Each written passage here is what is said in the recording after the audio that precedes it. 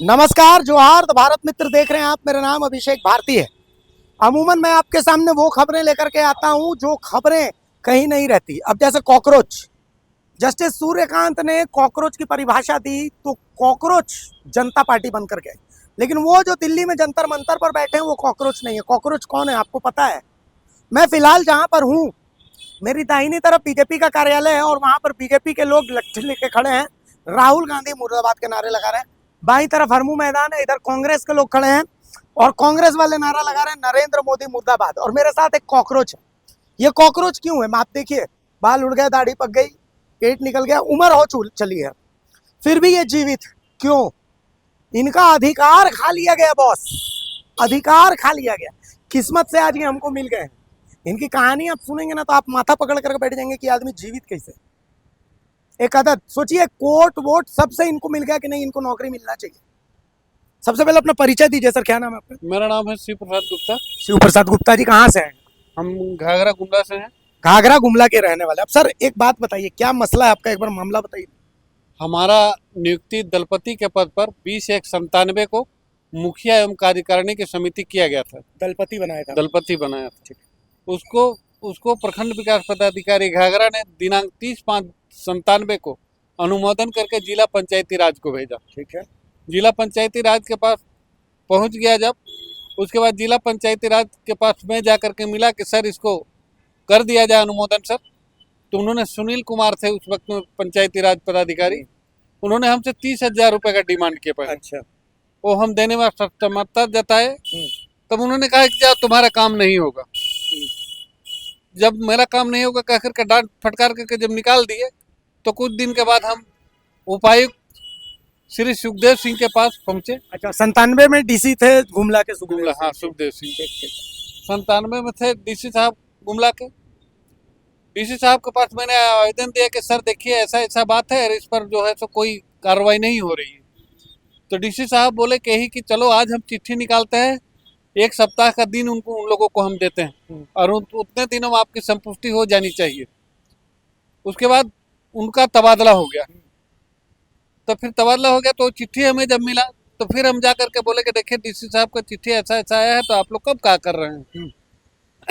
जिसका पत्रांक था 25/52, दिनांक था 7 सितंबर 1997, डीसी साहब का आदेश का। उसके बाद फिर हम डीपीआरओ के पास गए कि देखिए, तो क्या अब जाओ जहाँ घूमना है घूमो, कोई मतलब नहीं है तुमसे। उसके बाद हम थक हार करके फिर इधर उधर भटकते रहे। तो कोई हमको बोला कि भाई ऐसा करो कि तुम इसके लिए हाईकोर्ट का इथी करो, ठीक है, दरवाजा खटखटाओ। तब मैंने हाईकोर्ट का दरवाजा 1/8/2000 को मैं हाईकोर्ट का दरवाजा खटखटाया। 3 साल बाद आप हाईकोर्ट में? हाँ, ठीक है।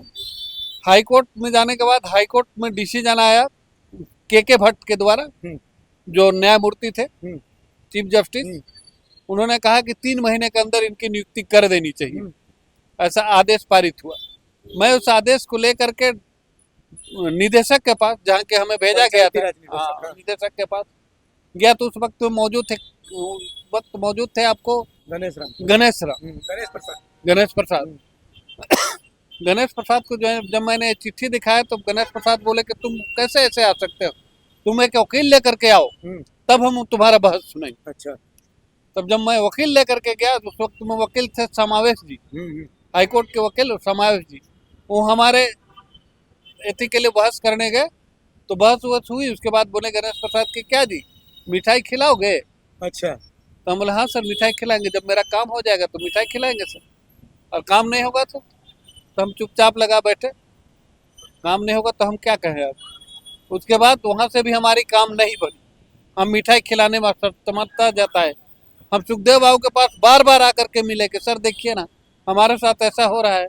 आप जैसे ईमानदार व्यक्ति बोले थे कि कहीं भी रिश्वत नहीं लगेगा शिव, तुमको जब कोई रिश्वत मांगेगा तो दौड़ के मेरे पास आना।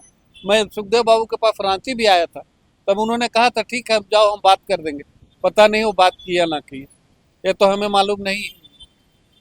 तो एक बात बताइए, हाई कोर्ट बोला था कि 3 महीने के अंदर नियुक्ति आपको कर देना है। दलपति में क्या पैसा मिलता है? वो एक बात बताइए, कितना? 175 रुपये। 175 रुपये मात्र मिलता है दलपति में।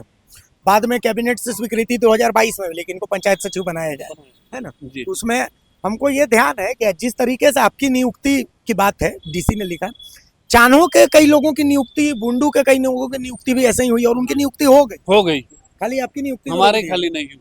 बाकी लोगों ने पैसा दिया तो उनकी नियुक्ति हो गई, आपने पैसा नहीं दिया तो आपकी रोक दी। हाँ, रोक दी गई।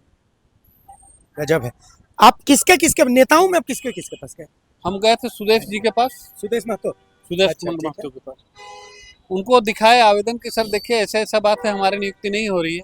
तो बोले कि हमसे काहे बात कर रहे हो जी, हम तो मिनिस्टर हैं ग्रामीण विकास का, जाकर के हिमांशु से बात करो। अच्छा। तब हिमांशु जी के पास जब गए तो उन्होंने बोला कि मंत्री के पास आए हो, पैसा लेके आए हो? पैसा तो हम लेके नहीं आए थे। 2-3 लाख रुपया घर से लेकर के आओ, तब यहाँ तुम्हारा काम होगा, तो नहीं होगा, जाओ एकदम सीधे घर।